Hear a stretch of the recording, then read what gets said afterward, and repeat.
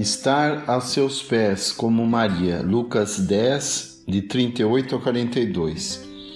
E aconteceu que, indo eles de caminho, entrou numa aldeia, e certa mulher por nome Marta o recebeu em sua casa.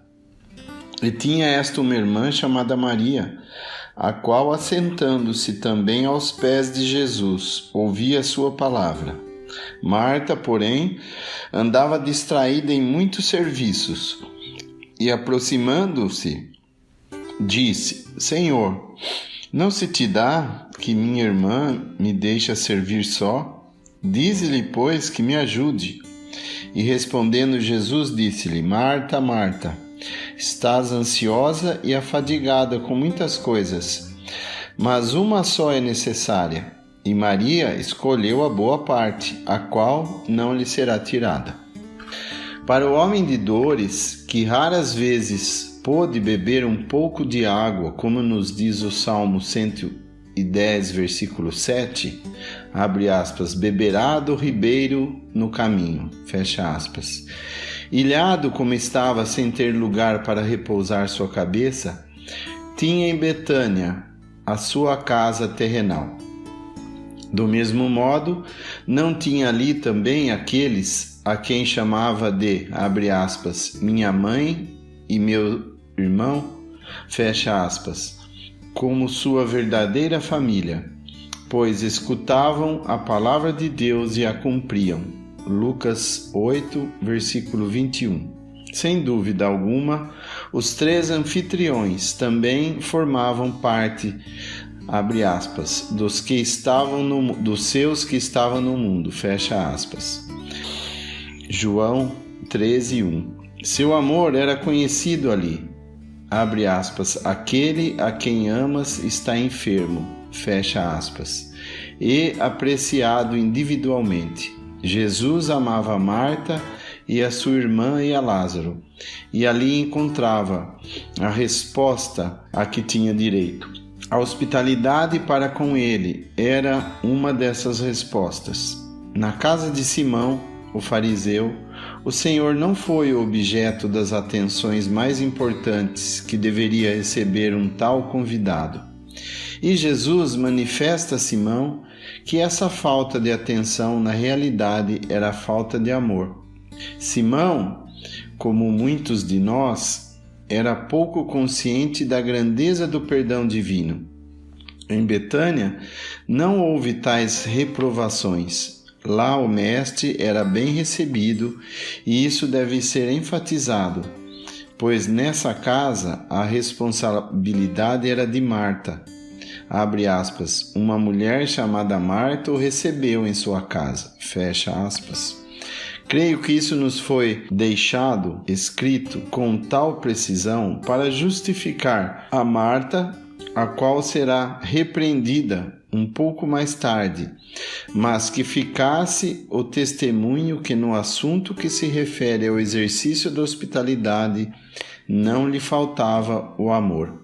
Entretanto, em 1 Pedro 4, versículo 9, nos é recordado que a hospitalidade deve ser praticada sem murmurações, tendo certo que era uma grande coisa receber em sua casa o Mestre. No entanto, Marta permitiu uma pequena murmuração no fundo de seu coração, que deixou ser exteriorizada.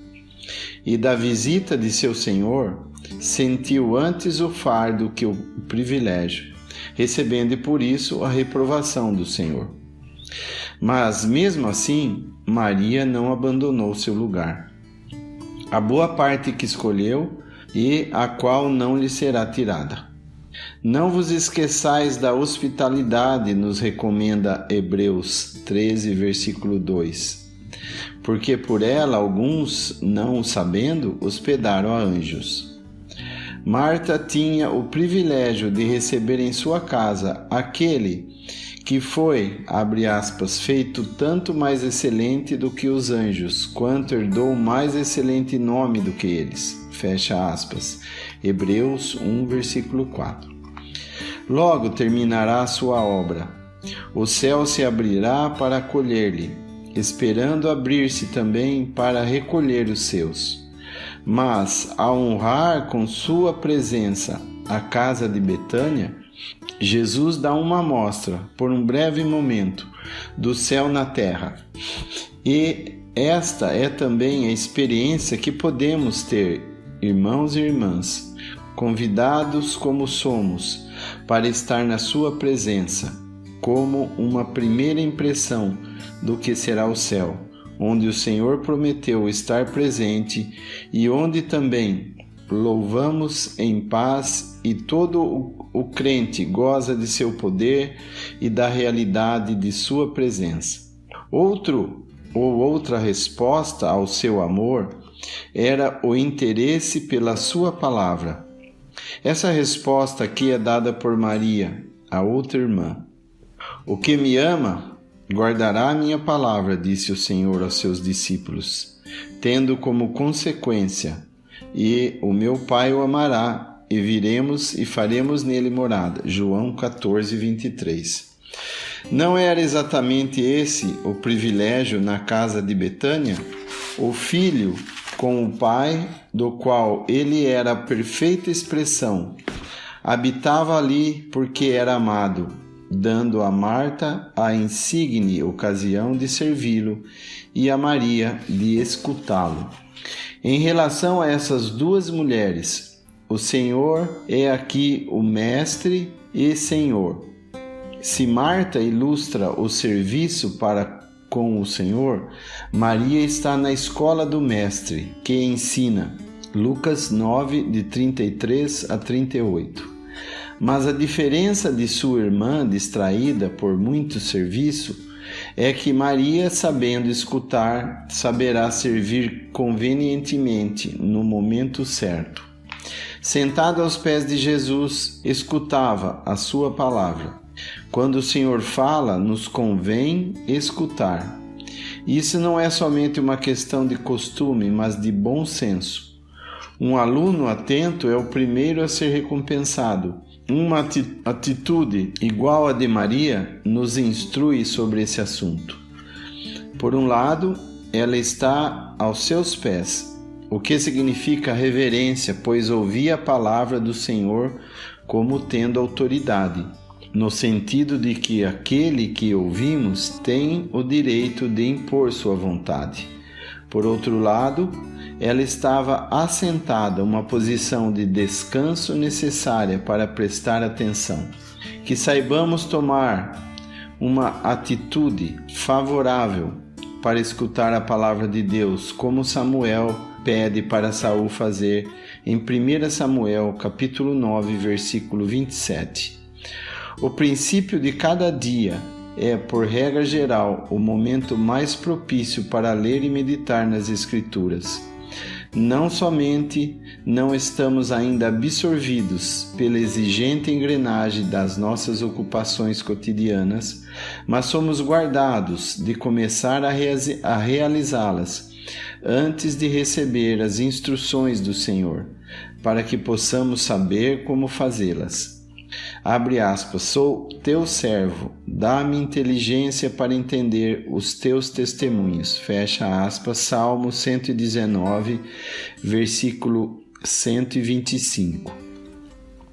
Em Jeremias 23, dos versículos 18 a 22, nos é recordado que antes de correr para cumprir um serviço, o profeta deveria permanecer nele ou no seu conselho. Como podemos explicar a constante atividade de Moisés ou de Josué, se não por Êxodo 33, versículo 11 e Números 7, versículo 89? Que contraste de atitude nessas duas irmãs! Marta estava inquieta e se envolvia com muitas coisas, como o Senhor lhe diria que estava observando muito bem enquanto falava, mas Maria estava sentada, descansando. Nós mesmos não nos sentimos ofendidos quando vemos que alguém a quem nos dirigimos nos escuta distraidamente ou se interessa por outra coisa enquanto falamos. Mas quando temos algo importante para falar, escolhemos o momento propício e contamos com toda a atenção do nosso ouvinte.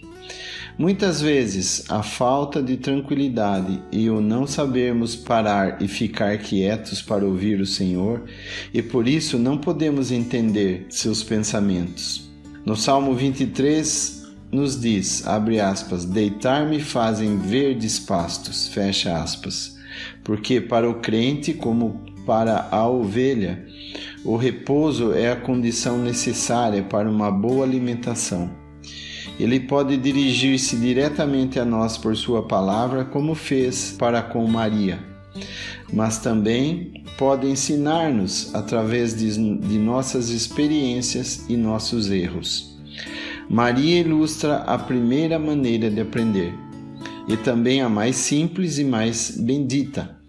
Já Marta ilustra a segunda maneira, tendo o Senhor que nos repreender para que possamos ser corrigidos e assim recuperar a opinião que tínhamos sobre nós mesmos, ou seja, que sem Ele não somos nada.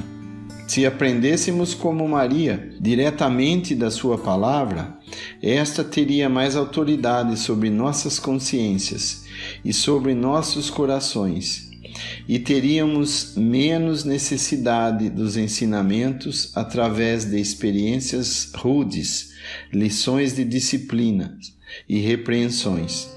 Mais tarde, na mesma aldeia, acharemos os mesmos personagens, mas as lições foram aprendidas. Os capítulos 11 e 12 do Evangelho de João nos mostram as duas irmãs em uma atitude de oração e de serviço irrepreensíveis. Lázaro, morto no capítulo 11, foi ressuscitado. No capítulo 12, silencioso testemunho, mas bem vivo, já que somente sua presença à mesa com o Senhor basta para mostrar o que ele devia a Jesus. É a história maravilhosa da graça e do poder divino.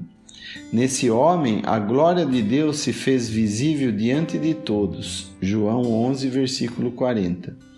No Salmo 119, dos versículos 169 a 171, nos mostra em ordem o fiel aprendendo, orando e, por fim, adorando. Mas como oraremos e, acima de tudo, como adoraremos se não temos tido tempo para estar assentados aos pés de Jesus, que quer nos ensinar como, com inteligência, realizar esses dois serviços cristãos? Maria foi objeto de muitas críticas: egoísmo, preguiça, perda de tempo e de dinheiro, e da mesma forma, as pessoas em relação com o Senhor, tal como os discípulos em Marcos 14, de 3 a 9, ou Marta na cena de Lucas 10, que possamos aprender a não tentar justificar tais reprovações, esquecendo-se das demais atividades cristãs. Mas também não nos seja surpresa ser objetos de rejeições por causa do Senhor. Por acaso vemos Maria defender-se? Não, em absoluto. Mas o Senhor aprovou a sua ação publicamente. E assim será para os fiéis de Filadélfia que têm guardado a palavra do Santo e Verdadeiro. Ele mostrará aos seus acusadores, para que conheçam que ele os tem amado. Apocalipse 3, versículo 9. Que esta promessa possa contribuir para o estímulo de nossos corações, para que possamos responder às demandas do Senhor em resposta ao seu amor e a tudo que tem por direito. Guardemos a sua palavra e não neguemos o seu nome. J.K.